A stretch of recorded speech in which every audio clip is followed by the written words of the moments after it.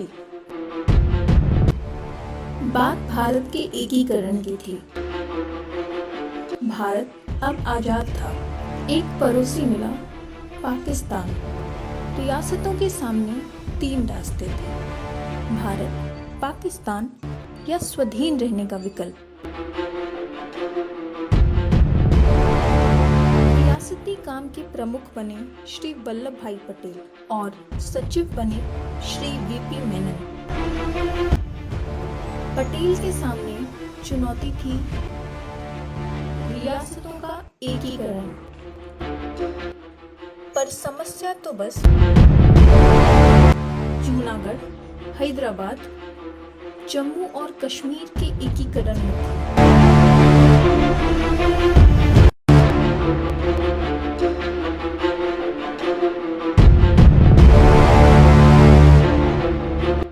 जूनागढ़ पश्चिम भारत के स्वराष्ट्र इलाके का राज्य था। शासक मुसलमान महावत खान और बहुसंख्यक जनता हिंदू। 14 अगस्त 1947 महावत खान ने पाकिस्तान से विलय का ऐलान किया। भौगोलिक स्थिति और हिंदू बहुसंख्यक के कारण पटेल आश्वस्त थे कि पाकिस्तान की तरफ से जवाब ना नहीं आए, पर हुआ एकदम विपरीत। जूनागढ़ की जनता ने विरोध कर दिया। पटेल ने जनमत का सुझाव दिया। शहनवाज भुट्टो, जो जूनागढ़ का दीवान था, मरता क्या न करता, सो जनमत की बात मान ली। जनवरी 1948 जूनागढ़ की 99% जनता ने जनमत में भारत का साथ दिया।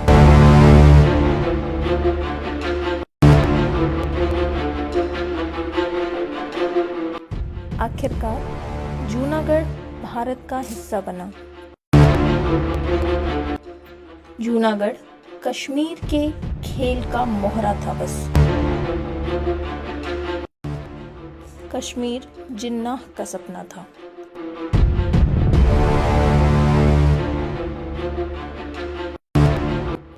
जूनागढ़ पर पाकिस्तान के रुख ने पटेल को चिंतित कर दिया। नवाब भी पाकिस्तान से विलय चाहता, पर जूनागढ़ को देखकर हैदराबाद ने 1 साल के लिए स्टैंड स्टिल एग्रीमेंट करना ही बेहतर समझा।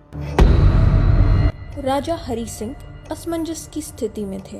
भारत, पाकिस्तान या स्वाधीन देश, तीनों ही रास्ते कठिन लग रहे थे। भारत का लोकतंत्र उनके गद्दी के लिए खतरा था। पाकिस्तान का इस्लामिक कट्टरवाद हरि सिंह को डरा रहा था। 2 विरोधी देशों के बीच एक तीसरे राष्ट्र का रहना भी खतरे से खाली न था। दूसरी तरफ कश्मीर घाटी में एक नाम तेजी से चमक रहा था, शेख अब्दुल्ला, और राजा हरि सिंह के खिलाफ बगावत ने उसे और प्रसिद्धि दिलाई।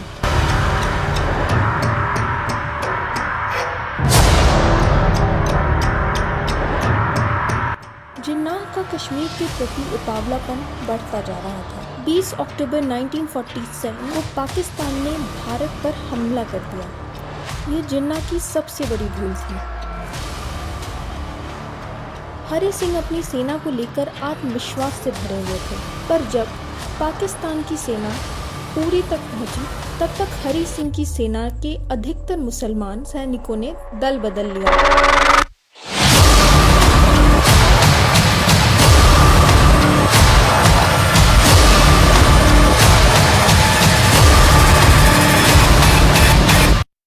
राजा हरि सिंह अब चिंतित हो गए।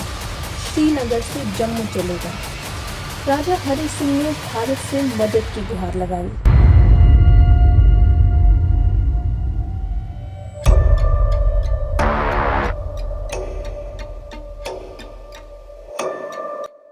वीपी मेनन दिल्ली से श्रीनगर आए।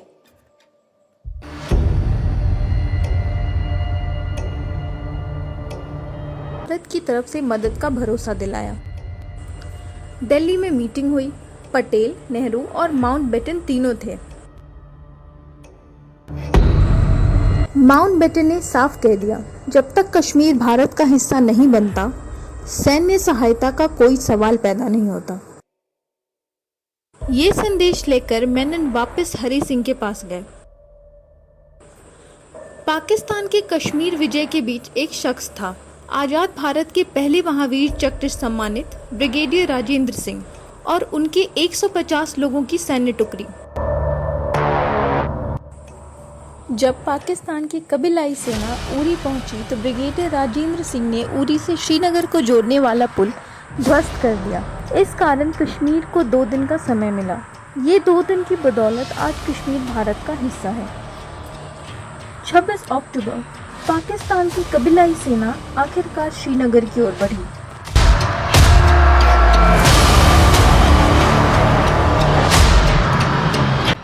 राजा हरि सिंह 26 अक्टूबर को विलय पत्र पर हस्ताक्षर कराए।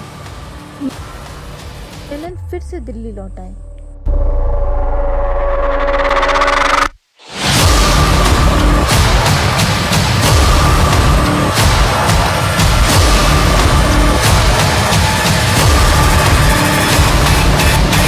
विलय पत्र पे माउंटबेटन ने भी हस्ताक्षर कर दिया।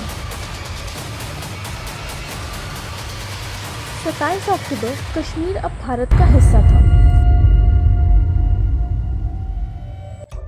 भारत की सेना सुबह ही कश्मीर की मदद के लिए रवाना हो गई और माउंटबेटन में मीटिंग हुई। जिन्ना कश्मीर से भारत विलय पर सवाल उठा रहे थे, पर माउंटबेटन ने उन्हें गंभीरता से लेना ठीक नहीं समझा। नेहरू ने अगले दिन 2 नवंबर को एक भाषण के दौरान प्लेबिसिट करवाना चाहते थे। ये सलाह पहले माउंटबेटन भी दे चुके थे। वहीं प्लेबिसाइट का नासूर भारत को बार बार परेशान करता रहा। 31 दिसंबर 1947 भारत ने चैप्टर 6 के तहत उनमें कंप्लेंट रजिस्टर करवाया। यहाँ इंग्लैंड और अमेरिका भारत के विरोध में आ गए। ये नेहरू के लिए बड़ा झटका था। 21 अप्रैल 1948 यूएन का रेजोल्यूशन आया, जिसमें 3 महत्वपूर्ण बातें थी। Ceasefire order, truce agreement, others, जो दोनों ही देशों को माननी थी। 1948 का साल खत्म हुआ। दोनों देशों के बीच युद्ध भी खत्म हुआ। जम्मू एंड कश्मीर का लगभग 35% हिस्सा आज पीओके के नाम से जाना जाता है।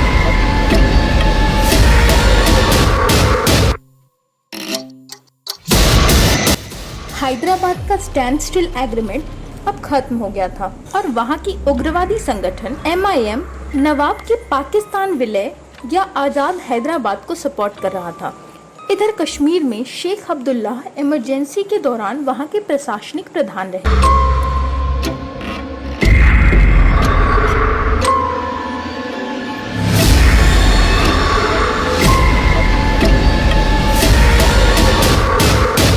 जून 1949 एक मीटिंग हुई जिसमें पटेल, नेहरू और शेख अब्दुल्ला तीनों थे।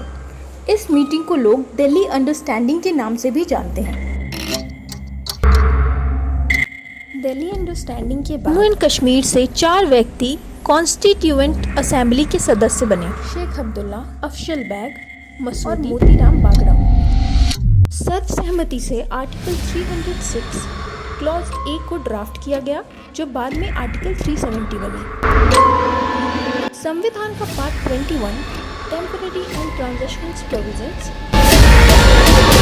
14th अमेंडमेंट के बाद temporary, transitional and special provisions बन गए। Article 370 clause 1 sub clause B का संबंध संसद की शक्तियों जो जम्मू एंड कश्मीर है से था। Article 370 clause 1 sub clause C के अनुसार आर्टिकल 1 और आर्टिकल 370 ही कश्मीर पर लागू होगा। Article 370 clause 1 sub clause D presidents order या फिर यूं कहिए कि आर्टिकल 370 को निरस्त करने का एकमात्र रास्ता था।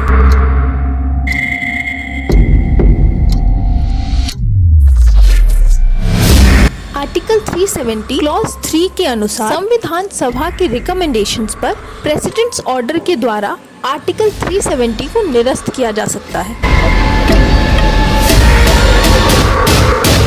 1950 में जम्मू एंड कश्मीर पर पहला प्रेसिडेंशियल रूल लगाया गया। 26 नवंबर 1956 जम्मू एंड कश्मीर का अपना संविधान लागू हुआ।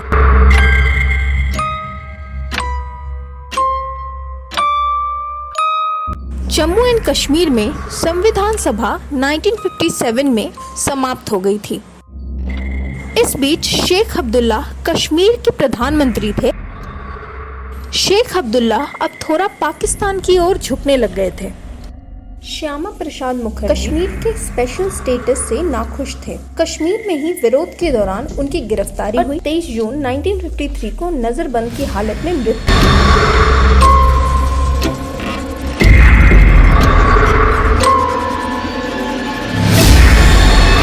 1953 में कर्ण सिंह ने शेख अब्दुल्ला की सरकार को निरस्त कर दिया और देश विरोधी गतिविधियों का हवाला देते हुए अब्दुल्ला को गिरफ्तार करवा दिया। जनसंघ, जो बाद में बीजेपी बनी, ने श्यामा प्रसाद मुखर्जी के एक राष्ट्र, दो विधान, दो प्रधान, दो निशान नहीं चलेगा के वक्तव्य को महत्वपूर्ण मुद्दा बनाया। 1954 में प्रेसिडेंशियल ऑर्डर आए, जिसके अंतर्गत आर्टिकल 35A आया। आर्टिकल 35A ये संविधान में लिखित रूप से तो नहीं है, लेकिन परमानेंट रेजिडेंस, जमीन खरीदने का विशेषाधिकार, नौकरी का विशेषाधिकार जम्मू एंड कश्मीर के नागरिकों को दिलाता है। 1959 में इलेक्शन कमीशन ऑफ इंडिया और 1964 में आर्टिकल 356 भी जम्मू एंड कश्मीर से जोड़ा गया। कश्मीर में 1986 के आसपास के दौर में मिलिटेंसी शुरू हुई। आर्टिकल 356 का प्रयोग हुआ। 1987 में फारूक अब्दुल्ला जम्मू एंड कश्मीर का इलेक्शन जीत गए। 1990 में arm forces special power act Jammu and Kashmir से पारित हुआ। –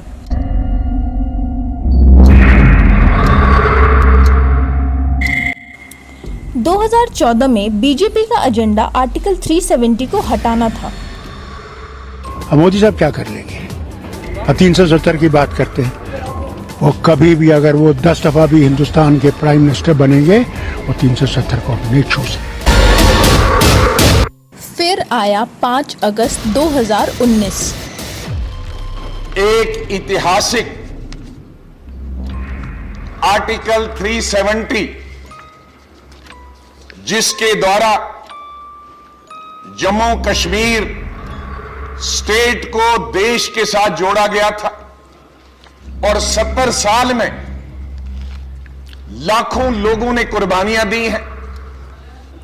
हजारों सिक्योरिटी फोर्सेस, आर्मी के, पैरामिलिट्री फोर्सेस के, पुलिस के लोगों ने कुर्बानियां दी हैं, अपने जीवन का बलिदान दिया है। हजारों पॉलिटिशियन में मेन स्ट्रीम पॉलिटिकल पार्टीज ने अपने लीडर खो दिए हैं, अपने वर्कर्स खो दिए हैं। हजारों, बल्कि लाखों, अगर 47 से ले लें, सिविलियंस कुर्बान हो गए हैं। जम्मू कश्मीर को हिंदुस्तान के साथ रखने के लिए बड़ी कुर्बानी के साथ हो। ये पहली दफा अटेम्प्ट नहीं हुई, लेकिन जब जब भी इस तरह की अटेम्प्ट हुई, कश्मीर के अवाम, जम्मू कश्मीर के अवाम, लद्दाख के अवाम हिंदुस्तान के साथ खड़े रहे, हर वक्त खड़े रहे, दुख दर्द में खड़े रहे। ये सत्य है, कुछ लोग थे वहां हैं, और 47 जो एक्सेशन के खिलाफ, लेकिन I'm coming to that. I'm coming to that. One second. I strongly condemn the act of 2 or 3 members of the parliament, none from my party, and none from us, those who are sitting here. We stand by the Constitution of India. लेकिन आज BJP ने इसी संविधान का murder भी किया, democracy का murder किया। जिस संविधान के द्वारा, जिस कश्मीर के ऑनरेबल मेंबर पूछ रहे थे, धारा 370 हटने से क्या खोएंगे? मैं एक चीज जरूर कहना चाहूंगा, एक चीज जरूर खोएंगे वहां, 2 परिवार का रोजी रोटी खोएंगे और कुछ नहीं। सिर्फ 2 परिवार का रोजी रोटी खोएंगे और कश्मीर के भविष्य उज्जवल होने वाला है। धारा 370 जाएगा तो जम्मू कश्मीर में इक्वलिटी नहीं रहेगा, ये होगा वो होगा। मैं सदन से पूछना चाहता हूं, आपके माध्यम से इस सदन में मैं उनको पूछना चाहता हूं जो ऐसा वक्तव्य देते हैं। आपने जब भारत सरकार से फंड लेते समय जम्मू कश्मीर लद्दाख तीनों क्षेत्र आप फंड लेके जाते हो, जब लद्दाख में विकास करने के लिए आते हो तो पूरे लद्दाख के फंड आप कश्मीर में खा जाते हो। क्या ये आपका इक्वलिटी है? माननीय सदस्य, इसलिए एग्रेसिव हूं कि जम्मू एंड कश्मीर के पीए को आप भारत का हिस्सा नहीं मानते हो क्या? एग्रेसिव ना हो, जान दे देंगे इसके लिए। क्या बात कर रहे हो आप? एग्रेसिव होने की क्या बात कर रहे हो? जान दे देंगे इसके लिए।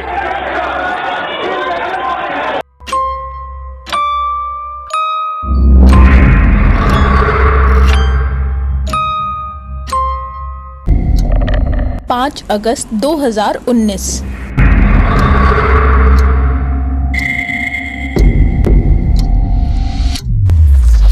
प्रेसिडेंट रामनाथ कोविंद द्वारा प्रेसिडेंशियल ऑर्डर 2019 आया, जिसने 1954 के आदेश को निरस्त कर दिया। कश्मीर का संविधान और आर्टिकल 35A दोनों समाप्त हो गए। कॉन्स्टिट्यूएंट असेंबली अब लेजिस्लेटिव असेंबली बन गई। उसके बाद दो रेजोल्यूशंस आए। पहला, revocation of special status under article 370, दूसरा Jammu and Kashmir reorganisation bill. Jammu and Kashmir reorganisation bill के अनुसार सेक्शन 3 लद्दाख यूटी बना बिना लेजिस्लेशन के, section 4 Jammu and Kashmir UT बना लेजिस्लेशन के साथ।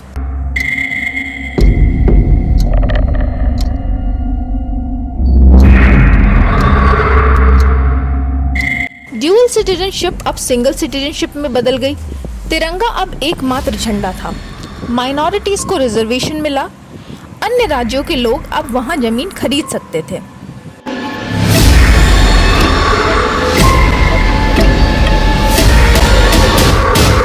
कहानी कश्मीर की।